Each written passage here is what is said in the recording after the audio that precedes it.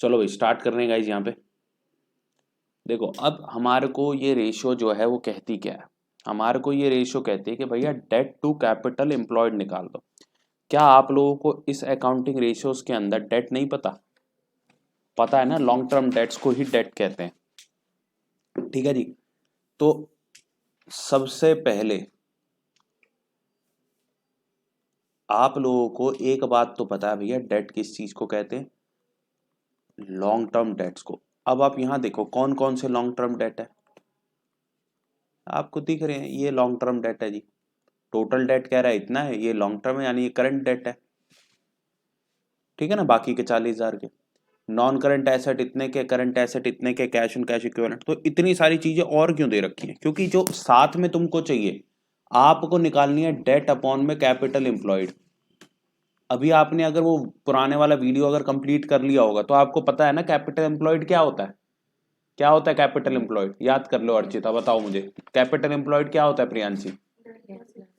है जी, date plus equity, यानी formula पूरा क्या हो गया, डेट अपॉन में डेट प्लस इक्विटी।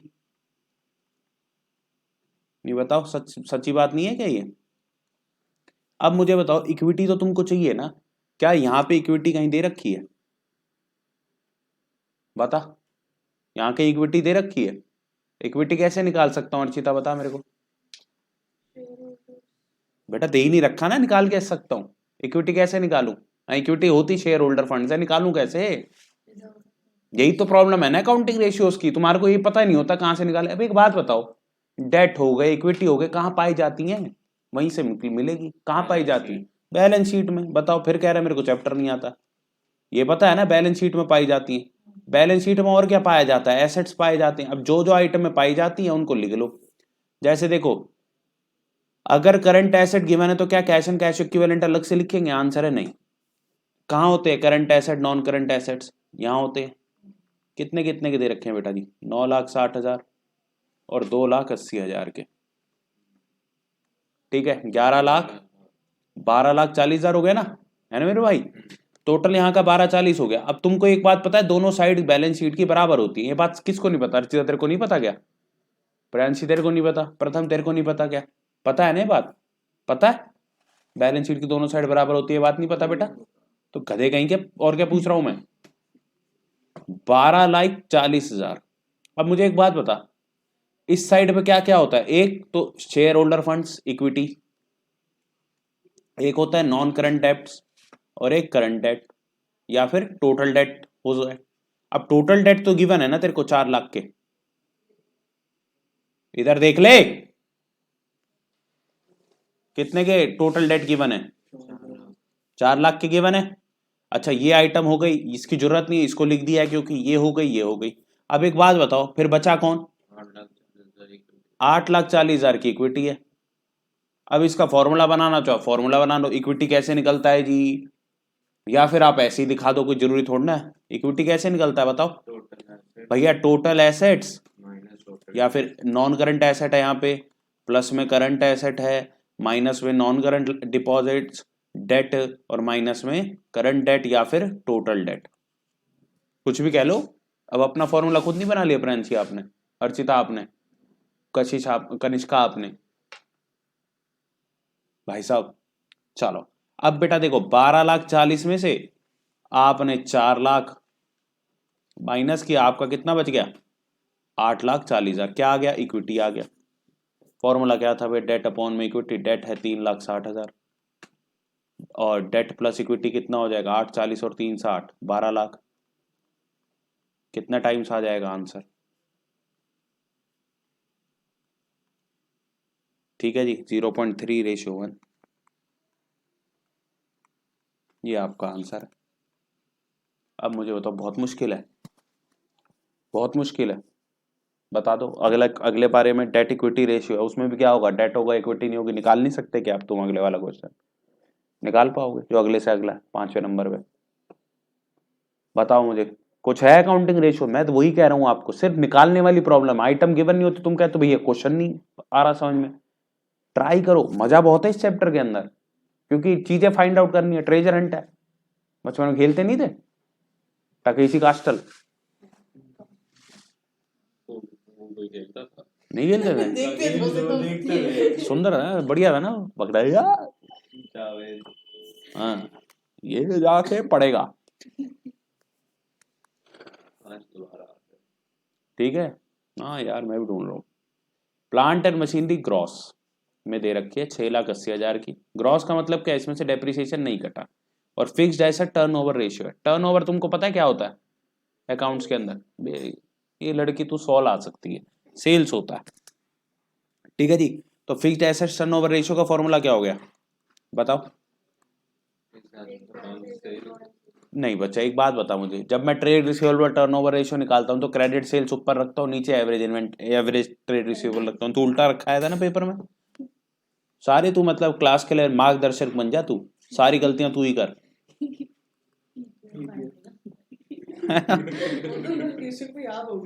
हाँ अरे ये भी याद करा देंगे भाई, उल्टा लिखाया बेटा जी। क्या करेंगे इसमें, नेट सेल्स ऊपर ही आएगा, सेल्स माइनस सेल्स रिटर्न ऊपर ही आएगा। ठीक है जी, नीचे क्या आएंगे आपके net fixed assets. Net fixed assets का मतलब क्या है, डेप्रिसिएशन है तो माइनस करो, ये भी नेट होते हैं, नेट ही लिख दो। अब 680 के हैं, एक 20 है टोटल। और कोई एसेट है, इंटेंजिबल भी फिक्स्ड एसेट्स में ही आते हैं, तो टोटल फिक्स्ड एसेट्स कितने के हो गए भाई? टेंजिबल हो इंटेंजिबल है तो फिक्स्ड एसेट्स टोटल कितने के हो गए? 680 माइनस 120, माइनस करके दिखाई देता हूं ना, प्लस में 40, कितना आ रहा है ये? 6 लाख आ रहा है रुपए में, 6 लाख। ये लो जी, ये 6 लाख आ गया। और नेट सेल्स कितनी है भाई? सेल्स दे रखी है क्या? अब सेल्स नहीं दे रखी भैया, कुछ ना कुछ तो तुमसे करवाएंगे ना, ये थोड़ी तो 3 नंबर है थोड़ी ना दे देंगे। अब क्या करवाएंगे ये? सेल्स के लिए हमने को पता है सेल्स कहाँ दिखाई पड़ती थी, तुमने कहीं देखी थी सेल्स? कोई एक ऐसा अकाउंट जहां पे सेल्स मिलती हो? तेरे 100 नंबर आने से कोई नहीं रोक सकता, बस तू पढ़ ले अब घर जाके, लड़कों में कुछ नहीं रखा, समझ गई? स्नैपचैट पे है तू? तू मेरे को ऐड कर स्नैपचैट पे। हाँ। मैं फिर तेरी मम्मी को तेरी वीडियो भेजूंगा कोई, वहां से देख के, और देखो पार्टी कर रही है। अच्छा ऐसे सबकी नहीं दिखती क्या? अरे शिट। मैंने कहा भेजेगी इसको, पकड़वा दूंगा मैं। मम्मी जा रही है वहीं पार्टी में। अच्छा ऐसा है क्या बेटा? अच्छा। बाय सेल्स होता है यहाँ पे, हैं? नेट सेल्स ही लिख दूं एक बार, क्या सेल्स रिटर्न लिखना। और यहाँ पे क्या होता है बेटा? To opening stock, to purchases, to direct expenses, ऐसा ही कुछ होता है। फिर ग्रॉस प्रॉफिट होता है, यहाँ पे क्लोजिंग स्टॉक होता है। ठीक है, अगर मेरे पास अभी सभी आइटम गिवन हो, या डायरेक्ट एक्सपेंसेस नहीं भी गिवन, जीरो मान लूंगा, सभी आइटम गिवन हो, तो क्या मैं इसको नहीं निकाल सकता? निकाल सकता हूं। ठीक है, एक तो ये तरीका होता है, और एक और क्या तरीका होता है, sales is equal to cost plus में प्रॉफिट, ये भी एक तरीका है। लेकिन ये कॉस्ट क्या होती है? Cost of goods sold.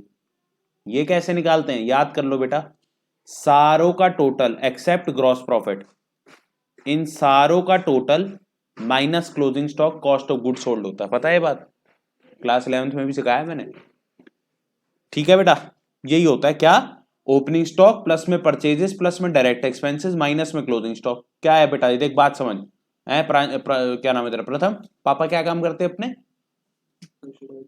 Pressure die casting. भाई हमने ना 10 लाख रुपए का एल्यूमिनियम हमारे पास पड़ा था, 40 लाख का एल्यूमिनियम और खरीदा, 2 लाख की लेबर लग गई, टोटल 62 लाख का माल बन गया। अब इसको चाहे 1 करोड़ का बेचो चाहे 2 करोड़ का बेचो, 62 में से अगर 12 लाख का माल बच गया तो बता मुझे कितने का माल बेचा? 12 लाख का माल बच गया, 62 लैक्स में से 12 लाख का माल बच गया, 50 का माल बेचा, 62 में से 12 का बच गया तो 50 का बेचा। अब 50 वाला अगर तूने 80 लाख में बेच दिया, बता तेरा प्रॉफिट कितना आएगा? तो तेरी कॉस्ट कितनी होती है, इन सब का टोटल माइनस क्लोजिंग स्टॉक। अच्छे समझ में आ गया ना बेटा? इसके अलावा कुछ है ही नहीं ना अब इसमें। अब मुझे एक बात बता, ग्रॉस प्रॉफिट कह रहे हैं 20% ऑन कॉस्ट है, कॉस्ट ऑफ गुड सोल्ड होता है ये, ठीक है ना, बाय डिफॉल्ट। एवरेज इन्वेंट्री 7,20,000 है, इन्वेंट्री टर्नओवर रेशियो ये है, ठीक है। तो अब मैं आपको ये बता रहा हूं कि या तो सेल्स इस मेथड से निकल सकती है या इससे निकल सकती है। अब देखते हैं किसका मैटर गिवन है, और क्या पता सीधी भी निकल जाए। सीधी कैसे निकल सकती है, सीधी का नहीं निकलेगा, अभी देख लो। इन्वेंट्री टर्नओवर रेशियो क्या होती है भाई, ये पता है तुमको? याद करा देते हैं अभी। इन्वेंट्री क्या होता है बेटा? ऐसे नहीं याद करते।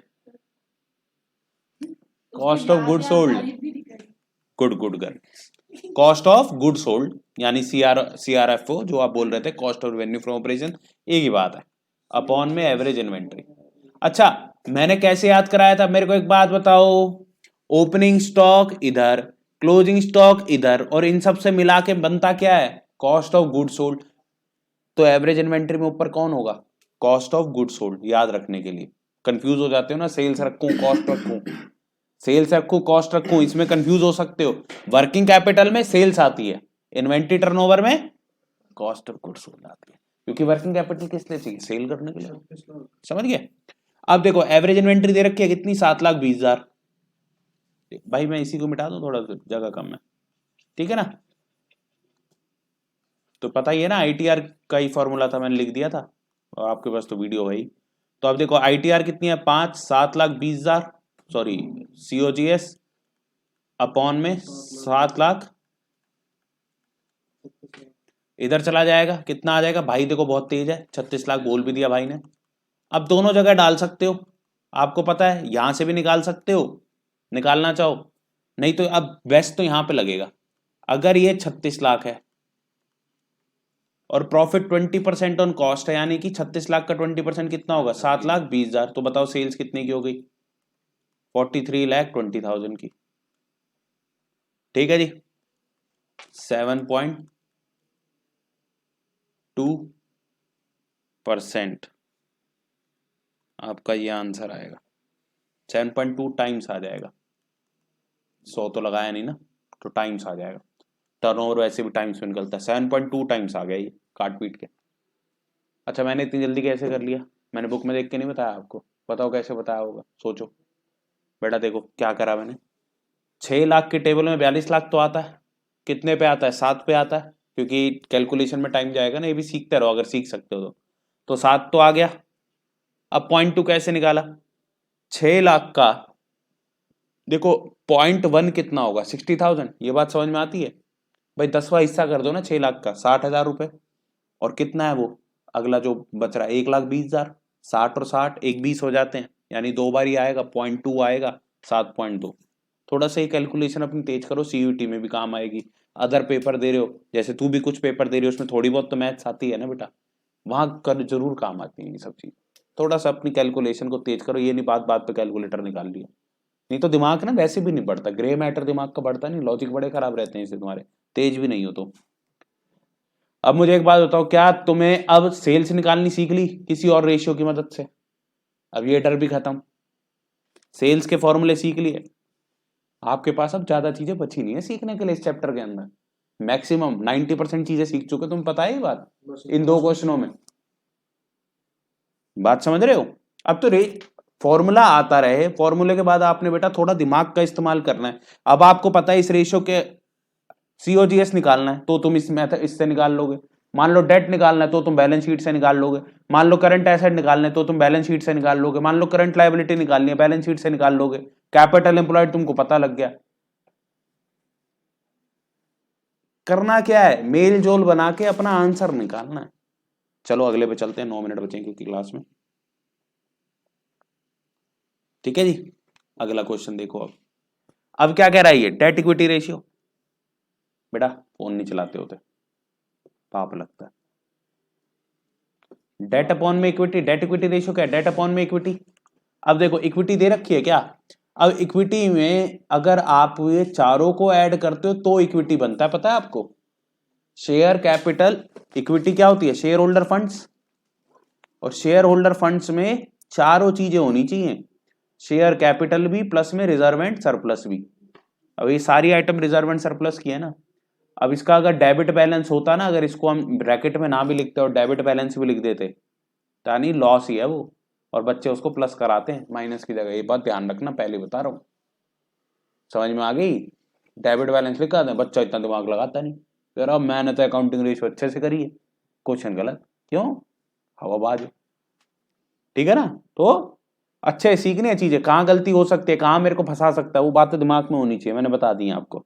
20 लाख प्लस में 10 लाख, 30 लाख, 36 लाख माइनस 1 लाख, 35 लाख आ गया भैया, ये टोटल कितना आ गया 35 लाख, तो यहीं लिख दूं डायरेक्ट 35 लाख। अब डेट देखो, डेट कौन कौन से होंगे, ये दोनों डेट है हमारे, कितने लाख के हैं, 3 और 12 15 लाख के।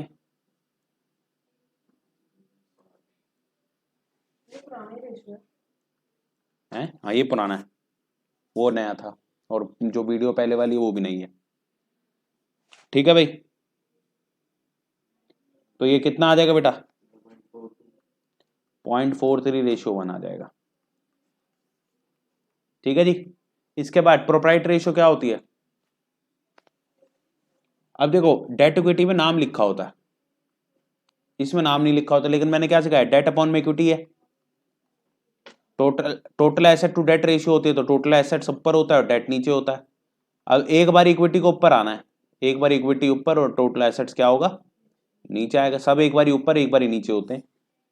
ठीक है भाई, इक्विटी अपॉन में टोटल एसेट्स, इक्विटी तो अपने को पता ही है कितनी आई थी 35 लाख, टोटल एसेट्स कितने हैं, कितना आसान क्वेश्चन है बताओ, 50% आंसर आ गया, इसमें इंटू में 100 लगता है प्रोप्राइटरी रेशियो में।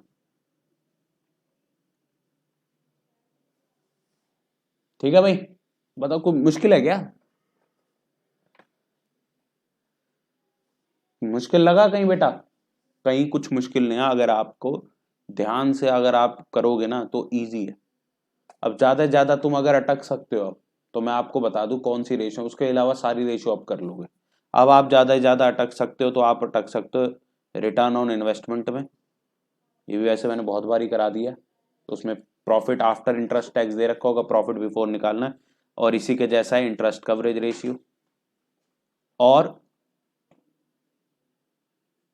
आपकी नेट प्रॉफिट वाली रेशियो जो होती है उसमें पीएनएल, अगर पीएनएल भी आता है तो उसमें भी नहीं अटकोगे।